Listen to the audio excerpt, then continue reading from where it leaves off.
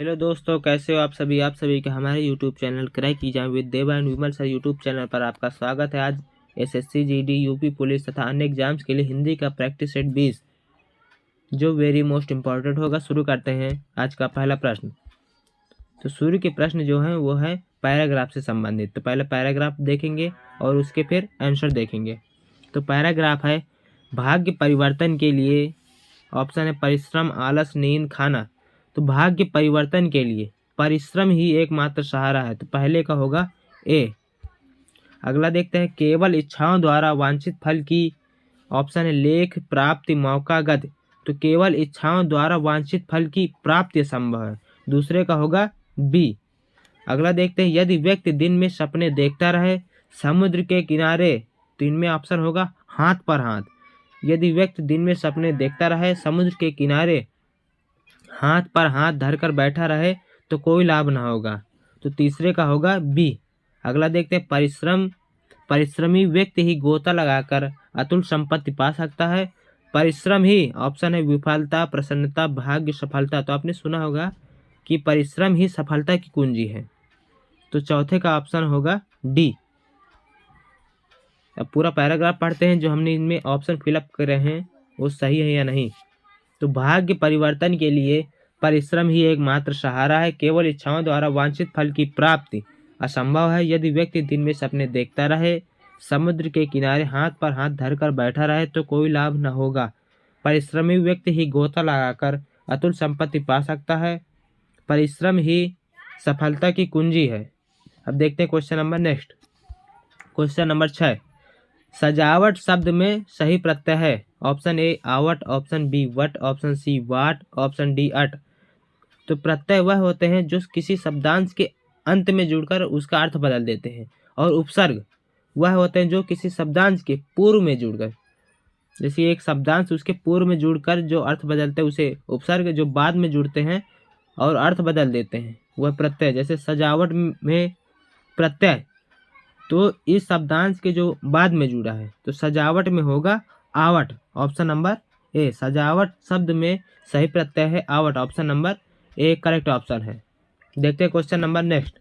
Question number 7, प्रत्यक्ष शब्द में सही उपसर्ग का चयन कीजिए। तो देखो यहाँ पर उपसर्ग जो किसी शब्दांश के पूर्व में जुड़कर उसका अर्थ बदल देते हैं। तो प्रत्यक्ष, तो प्रति और अच्छ दो शब्दों से मिला, प्रति और अच्छ। तो इसमें प्रति जो शुरू में जुड़ा है, तो प्रत्यक्ष शब्द में सही उपसर्ग होगा प्रति। ऑप्शन नंबर बी, 7 का बी करेक्ट ऑप्शन है।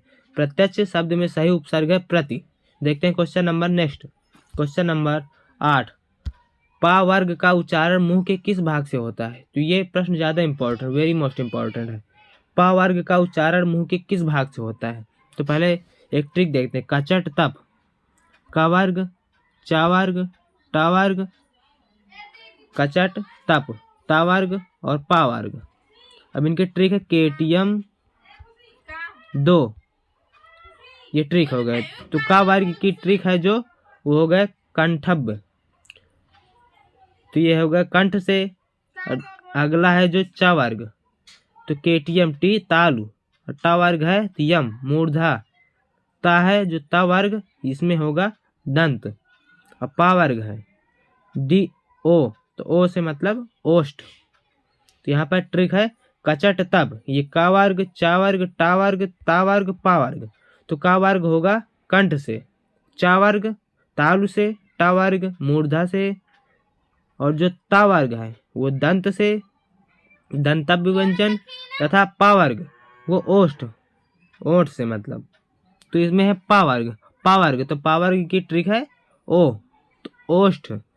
तो 8 का होगा C. Option number C correct option है। तो कचट तप और केटीएम 2 इस प्रकार लिखकर आपको देख लेना, ये ट्रिक है। कचट तप, का वर्ग, चा वर्ग, पेपर में आता है कि का वर्ग का उच्चारण मुंह के किस भाग से होता है, चा वर्ग का उच्चारण मुंह के किस भाग से, इस तरफ प्रश्न आते हैं। तो आपको कचट तप लिखना है और इस तरफ केटीएम 2, KTMDO इस तरह लिखना है। ये हो गया कंठ से, तालु, मूर्धा, दंत, ओष्ठ।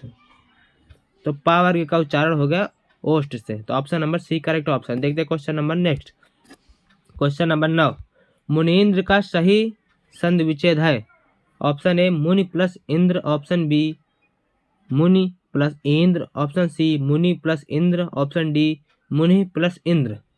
तो संधि विच्छेद जिसके जैसे ये संधि विच्छेद है, इनके दोनों के कुछ न कुछ अर्थ बिल्कुल सटीक होना चाहिए, सही शब्द होना चाहिए, ऐसे ही नहीं बनते। जैसे मुनीन्द्र, तो इसमें होगा दीर्घ संधि, मुनि प्लस इंद्र, इंद्र। तो इसमें ऑप्शन नंबर सही है 9 का ए, मुनि प्लस इंद्र। दीर्घ में होता है समान स्वर मिलकर दीर्घ मानते, जैसे यह है छोटी ई, यहाँ पर छोटी ई, तो ये जब इनका संयोग होगा तो ये बनेगा बड़ी ई। तो मुनीन्द्र, यहाँ पर नाम में बड़ी ई लग गए, तो मुनि प्लस इंद्र ये होगा मुनीन्द्र, इसमें संधि होगी दीर्घ। तो ऑप्शन नंबर 9 का ए करेक्ट ऑप्शन है। देखते हैं question number next. Question number 10, हलवाई का स्त्रीलिंग है? ऑप्शन ए हलवाइन, ऑप्शन बी हलवाइन, ऑप्शन सी हलवाइन, ऑप्शन डी हलवानी। तो हलवाई का स्त्रीलिंग, हलवाई का स्त्रीलिंग होगा हलवाइन, option number B correct option है। तो आपको इसमें शुद्ध शब्द भी देखना, जैसे पहला ए और बी इनमें कन्फ्यूजन है, तो हलवाइन जिसमें छोटी ही होता है, 10 का बी करेक्ट ऑप्शन है। तो हलवाइन, हलवाई का स्त्रीलिंग है हलवाइन। देखते हैं question number next. Question number 11, स्त्रीलिंग शब्द का चयन कीजिए। तो इनमें से कौन सा स्त्रीलिंग है और कौन पुल्लिंग? तो संविधान, संसद, संगठन, सिंदूर, इनमें से कौन सा शब्द स्त्रीलिंग है? तो स्त्रीलिंग की जो पहचान की जाती है वो जैसे मेरा, मेरी, मेरा लगाकर जो शब्द बने वो पुल्लिंग, और जिसमें मेरी से बने वो स्त्रीलिंग। इसी प्रकार जैसे अच्छा और अच्छी, और जो इसमें दिया उसके आगे होता है, होती, इस प्रकार लगाकर पुल्लिंग और स्त्रीलिंग की पहचान की जाती है। तो इनमें संविधान, संसद, संगठन, सिंदूर, कौन सा शब्द स्त्रीलिंग है? तो इनमें से संसद, संसद शब्द स्त्रीलिंग है, बाकी संविधान, संगठन, सिंदूर ये पुल्लिंग है। तो 11 का option number B correct option. देखते हैं question number next. Question number 12, लिफाफा शब्द है? ऑप्शन ए अरबी का, ऑप्शन बी फारसी का, ऑप्शन सी हिंदी का, ऑप्शन डी संस्कृत का। तो आप पेपर में ज़्यादातर 1-2 क्वेश्चन ये भी आ जाते हैं कि ये शब्द किस भाषा का है। जैसे लिफाफा शब्द है अरबी का, फारसी का, हिंदी का, संस्कृत का। तो लिफाफा, लिफाफा शब्द जो है वो है अरबी का, option number A correct option है। तो ऑप्शन नंबर ए, लिफाफा शब्द अरबी का शब्द है। देखते हैं question number next. Question number 13, सम प्लस सार शब्द में संधि निर्देश दीजिए, कौन सी संधि है? तो यहाँ पर दीर्घ संधि जिसके 5 प्रकार होते हैं, सबसे सरल है जो व्यंजन संधि पहचानने के लिए, क्योंकि जो व्यंजन प्लस जब कोई शब्द जुड़ा हो तो वहाँ पर व्यंजन संधि होती है। जैसे माँ लिखा है तो इसका जब विग्रह करोगे तो ये बनेगा ये व्यंजन प्लस आ, ये स्वर। तो यहाँ पर ये जो व्यंजन है माँ जिसमें हलंत लगा है तो ये व्यंजन संधि होगा। ऑप्शन नंबर 13 का बी करेक्ट ऑप्शन है। जिसमें हलंत से जो बना हो तो आपको उसमें कुछ नहीं देखना, केवल व्यंजन संधि में सही टिक लगा देना है। तो सम प्लस सार, इसमें कौन सी संधि? इसमें व्यंजन संधि है। तो 13 का बी करेक्ट ऑप्शन। देखते हैं question number next. Question number 14, गूलर का फूल होना मुहावरे का सही अर्थ क्या है? ऑप्शन ए खूब लाभ होना, ऑप्शन बी अधिक प्यारा होना, ऑप्शन सी भाग जाना, ऑप्शन डी लापता होना। तो गूलर का फूल होना अर्थात लापता होना, तो 14 का होगा डी, गूलर का फूल होना अर्थात लापता होना। देखते हैं question number next. Question number 15, आलोक का विलोम निम्नलिखित में से कौन सा है? ऑप्शन ए अनुलोम, ऑप्शन बी अवनति, ऑप्शन सी अंधकार, ऑप्शन डी प्राचीन। तो प्राचीन का जो विलोम होता है वह है अर्वाचीन, अर्वाचीन। प्राचीन का जो विलोम है अर्वाचीन। तथा इसमें पूछा गया आलोक, आलोक का मतलब प्रकाश, तो इसका जो विलोम होगा अंधकार। तो 15 का ऑप्शन नंबर होगा सी करेक्ट ऑप्शन है। तो आलोक का विलोम हो गया अंधकार, आलोक का जो पर्याय होता है वह है प्रकाश, प्राचीन का हो गया अर्वाचीन। देखते हैं क्वेश्चन नंबर नेक्स्ट।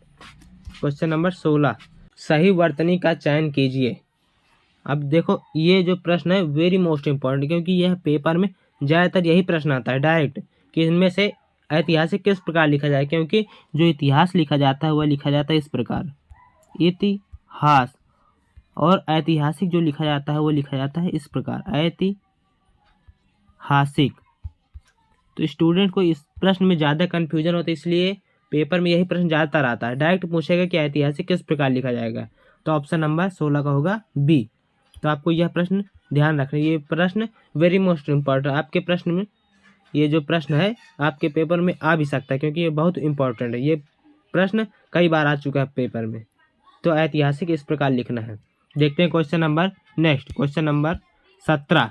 घर आंगन किस समास का उदाहरण है? तो घर आंगन, घर के लिए आंगन, जिसमें कारक का प्रयोग हुआ तत्पुरुष समास होता है। तो इसमें ऑप्शन नंबर ए तत्पुरुष समास है। देखते हैं question number next, question number 18। Sari का बहुवचन क्या होगा? ऑप्शन ए साड़ियाँ, ऑप्शन बी साड़िये, ऑप्शन सी साड़ियों, ऑप्शन डी साड़ियाँ। साड़ी का बहुवचन ऑप्शन नंबर ए, साड़ी का बहुवचन होगा साड़ियाँ, option number A correct option है। तो आज के लिए बस इतना ही, मिलते हैं कल की वीडियो में। Thank you for watching this video. जय Hind, take care, bye bye.